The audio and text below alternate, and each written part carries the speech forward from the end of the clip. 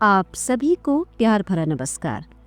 अब तक आपने सुना कि पुत्रों की प्रतीक्षा में उदास जमींदार साहब पंडित दुर्गा प्रसाद शर्मा जी हर दिन आस लगाए प्रतीक्षारत थे।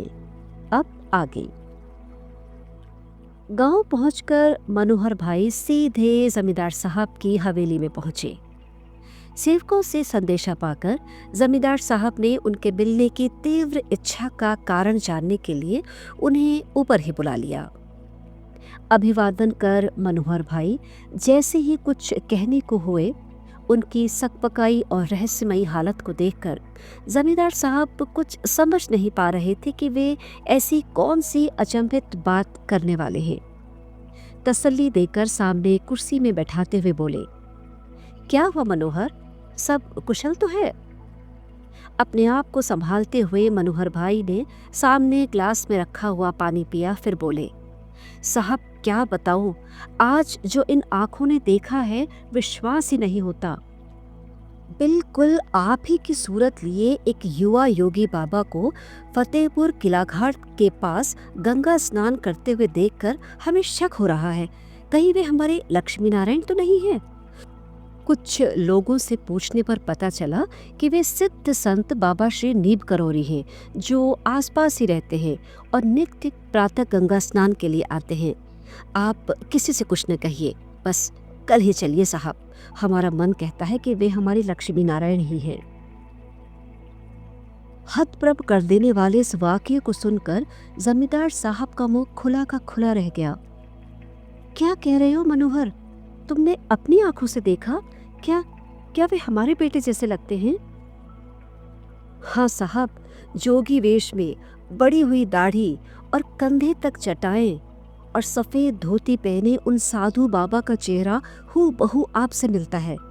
फिर हमारे लक्ष्मी नारायण को गए भी तो लगभग 10 साल हो गए हैं। अब उनकी उम्र भी यही कोई लगभग 22-23 साल की हो चुकी होगी। बाकी आप अपनी आंखों से देखकर तसल्ली कर लीजिएगा साहब। सारी बातें समझाकर मनोहर भाई घर वापस चले गए। आश्चर्यचकित पिता ने त्रिवेणी देवी जी को सब कुछ बताया और अगली ही सुबह पंडित दुर्गा प्रसाद शर्मा जी मनोहर भाई सहित अपने विश्वास पात्र मित्र रघुवर वीर प्रसाद जी एवं श्री राम जी को साथ लेकर फतेहपुर किलाघाट के लिए रवाना हो गए। वहां पहुंचकर छुप छुप कर दोपहर तक कुछ जानकारी लेते रहे और अगले दिन ब्रह्म मुहूर्त में जब युवा योगी गंगा स्नान के लिए आने वाले थे, स्वयं अन्य 3 साथियों समेत उसी मार्ग पर दृष्टि टिकाए बैठे रहे। अपने निश्चित समय पर युवा योगी नीब करोरी बाबा कमंडल चिमटा धारण किए, सफेद धोती पहने दूर से आते दिखाई दिए। बढ़ी हुई दाढ़ी, लंबी चटाएं कंधों तक लहराती हुई वे तेज चाल से गंगा तट की ओर बढ़े आ रहे थे। पिता की आंखें अपने लक्ष्मी नारायण को पहचान गई। जोगी वेश में भी वे अपने बचपन वाले बालक को साफ पहचान सकते थे। उनका हृदय मिश्रित विचारों से स्पंदित हो रहा था। ये सच है या स्वप्न? 10 वर्षों बाद क्या हम सच में अपने पुत्र लक्ष्मी नारायण को देख रहे हैं? स्वयं की स्थिति पर काबू नहीं हो पा रहा था। अब सामना कैसे हो? कहीं वे फिर छोड़कर जाने को उद्यत हो गए तो, या फिर कहीं भीड़ में उलझन हो गए तो? नहीं, अब ऐसा नहीं होगा। बाबा लक्ष्मण दास जी स्नान कर गंगा जी में कमर तक डूबे साधना में लीन थे। दूर से ही अपने दृष्टि के बंधन में उन्हें बांधकर पिता पंडित दुर्गा प्रसाद शर्मा जी इस सोच में थे कि अब उनसे मिला कैसे जाए। चढ़ते सूरज के प्रखर आलोक में बाहर आकर उन्होंने स्वच्छ धवल धोती धारण कर दैनिक आराधना की। फिर कमंडल चिमटा लिए जैसे ही कुटिया की ओर जाने को बढ़े तो सामने आकर पिता पंडित दुर्गा प्रसाद शर्मा जी, मनोहर भाई और अन्य मित्रों ने आकर मार्ग में रोक लिया। इस तरह तो भक्त कभी सामने आकर मार्ग नहीं रोकते, फिर ये अचानक। पिता पर दृष्टि पड़ते ही पुत्र ने भी पहचान लिया। समय जैसे अपनी धुरी पर रुक सा गया था। 10 वर्षों के अंतराल में घटी सारी घटनाओं को भुलाकर आज पुनः पिता और पुत्र एक दूसरे के सामने थे। पुत्र ने झुककर पिता के पैर छुए और पिता ने तड़प कर पुत्र को कसकर गले से लगा लिया। कितना अद्भुत मिलन था। समय भी जैसे थम सा गया था। पिता के करुण हृदय की व्यथुत पुकार आशीर्वाद बनकर साक्षात सफल रूप में प्रकट हो रही थी, या फिर साधनारत राम बेटी जी की तपो साधना आज चरमोत्कर्ष पर सफल हो रही थी, या फिर अंतर्यामी कृपालु करुणा सागर नीब करोरी बाबा अपनी लीला गाथा में स्वयं ही एक नए कथानक को जोड़ने का मायाजाल रच रहे थे। सुदूर आकाश में बादलों के पार आज कहीं देवता भी इस मिलन के साक्षी रहे होंगे। कितने हृदयों की करुण प्रार्थनाएं, सजल नेत्रों की आशाएं आज इस क्षण यथार्थ रूप में सुफल होकर जीवंत हो रही थी। इस मधुर मिलन को देखकर मनोहर भाई, श्री राम जी और रघुवीर प्रसाद जी की आंखें खुशियों से ऐसे छलकने लगी जैसे ग्रीष्म ऋतु में शुष्क तप्त धरा आज अमृतमय जल से सिंचित हो रही हो। आज 10 वर्षों के बाद पुत्र को सकुशल सामने देखकर पिता का हर्ष हृदय में समाता नहीं था। आश्चर्य और आनंद की कोई सीमा नहीं थी। हर्षातिरेक से गला रुंध सा गया था। तत्क्षण कुछ बोल पाने में असमर्थ बस एकटक एक दूसरे को निहारते जा रहे थे।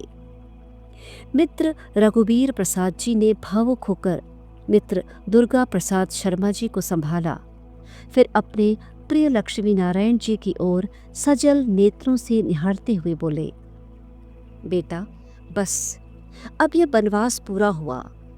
दैव योग ने कृपा कर आज हमें फिर मिला दिया है। अपनी जड़वत अवस्था से जैसे चैतन्य होते हुए पिता बोले, हाँ बेटा अब घर लौट चलो, सब तुम्हारा इंतजार कर रहे हैं। 10 वर्षों में तुम्हारे बिना एक एक पल कैसे कटा तुम्हें क्या पता। अब विधि का विधान है कि तुम मिल गए हो, हमारी प्रतीक्षा पूर्ण हुई। 10 साल एक और प्रतीक्षा के साक्षी थे, तो दूसरी ओर यही 10 साल अपने एक एक क्षण में जन्म जन्मांतरों की साधना और कठोर परीक्षाओं की अग्नि में एक साधक के जीवन को तपाकर और भी खरा बना रहे थे। आशाओं और आकांक्षाओं की भट्टी में स्वयं को आहूत कर बालक से युवा योगी में परिवर्तित साधक ने अपना जीवन लोक कल्याण के लिए पूर्णतः समर्पित कर दिया था। सर्व सिद्धियों को प्राप्त कर साधनाओं की पराकाष्ठाओं में पहुंचकर अब ये जीवन मानवता के कल्याण के लिए यंत्र मात्र बन चुका था। इस जीवन पर अब अपना अधिकार भी कहाँ रह गया था। जिस ओर साधना की लहर ले जाती, ये उसी मार्ग का पथिक बन जाता। घर परिवार की पारंपरिक शैली और दिनचर्या से दूर हुए साधक अब योगी बनकर जन कल्याण की भावनाओं से ओतप्रोत वसुधैव कुटुंबकम की भावना को साकार लिए सभी का हो चुका था। निर्लिप्त भाव से पिता को निहार रहे पुत्र को देखकर पिता ने फिर कहा, अब देर ना करो, हम तुम्हें लेने आए हैं, चलो अब घर चलो बेटा। पुत्र के हृदय में पिता के प्रति आदर और नम्रता का श्रद्धा भाव उसी प्रकार बना था जैसे 10 वर्षों पहले घर से निकलते समय था। पर आज परिस्थितियां बिल्कुल अलग थी। तब वे मासूम से अनभिज्ञ बालक थे।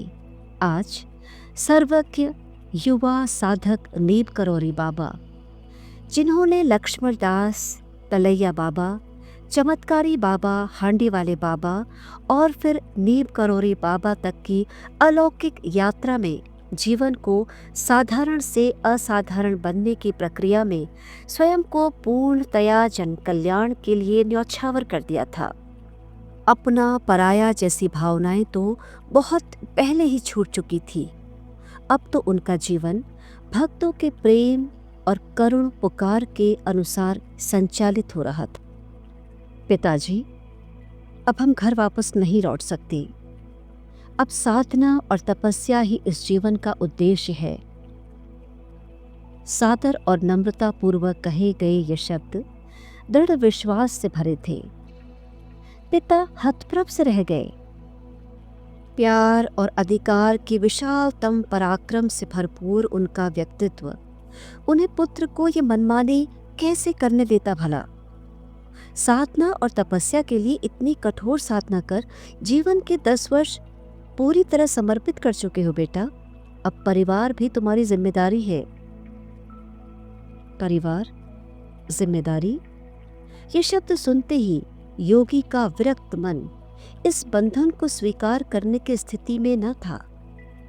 एक ओर उम्मीदों के सपने सजाए पिता का प्रतीक्षारत व्यथित हृदय, तो दूसरी ओर परमार्थ और कल्याण के पथ पर अनुगामी कठोर साधक का अनुशासित तपस्वी जीवन। जाने क्यों उनका हृदय दूर दूर तक फैले प्रतीक्षारत भक्तों के दारुण दुखों के आश्रित विश्वास को अपने अंतर्मन में अनुनादित होते महसूस कर द्रवित हो उठा। ये जीवन तो ईश्वरीय कार्य के लिए समर्पित हो चुका है। अब गृहस्थ जीवन जीने का क्या प्रयोजन। करुणा भाव से उनकी आंखें छलछला आई, पर नम्रता पूर्वक इतना ही कह सके, क्षमा कीजिएगा पिताजी, हम घर नहीं लौट सकते। अब ये संसार ही हमारा घर है, यहाँ के लोग ही हमारा परिवार है, सबके दुख ही हमारे दुख हैं। अब परमार्थ ही इस जीवन का उद्देश्य है।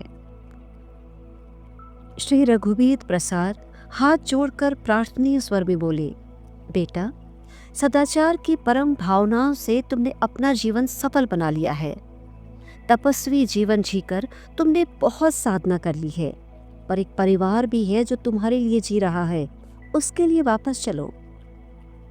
पंडित दुर्गा प्रसाद शर्मा जी आगे विनती करते हुए बोले, संसार को अपना परिवार समझने से पहले ये भी याद रहे कि तुम्हारा अपना परिवार और अपनी गृहस्थी भी है, जहाँ तुम्हारी पत्नी भी है, तुम विवाहित हो और तुम्हारे कुछ पारिवारिक दायित्व भी हैं।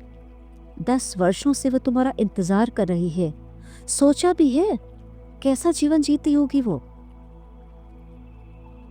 कितनी संघर्षपूर्ण गाथा थी। मर्यादित विनम्र पुत्र जिसने भारतवर्ष के अलौकिक साधना के इतिहास में विस्मयकारी घटनाओं के प्रभाव से श्रद्धालु भक्तों के जीवन में अपनी अलौकिक साधनाओं की पराकाष्ठा और चमत्कारी इतिहास को अंकित कर दिया था। उस समर्पित निर्लिप्त योगी को पिता परिवार और गृहस्थ जीवन के दायित्वों के निर्वहन के लिए वापस चलने का आदेश दे रहे थे, ताकि गांव चलकर वे आदर्श पारिवारिक जीवन जीते हुए सामाजिक कर्तव्यों का निर्वहन कर सके। अंतर्मन व्यथित हो उठा।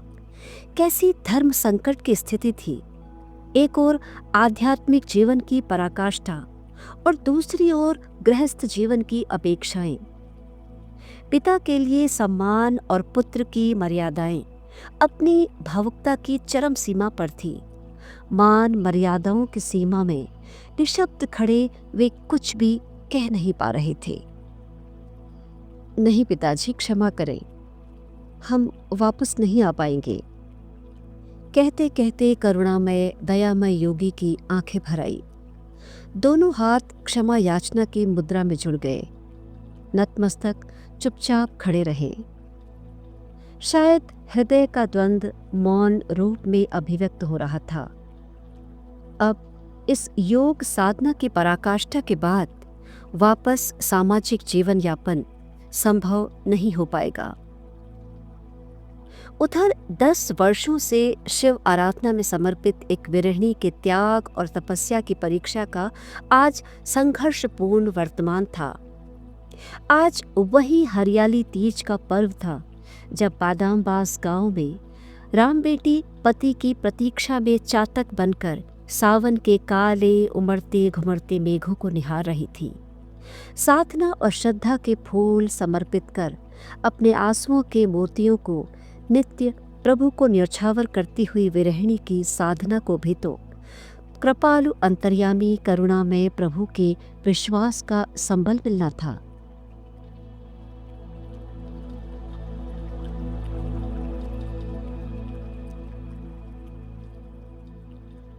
महाप्रभु महाराज जी, श्री नीव करौरी बाबा पावन कथामृत। आज का प्रसंग यहीं तक।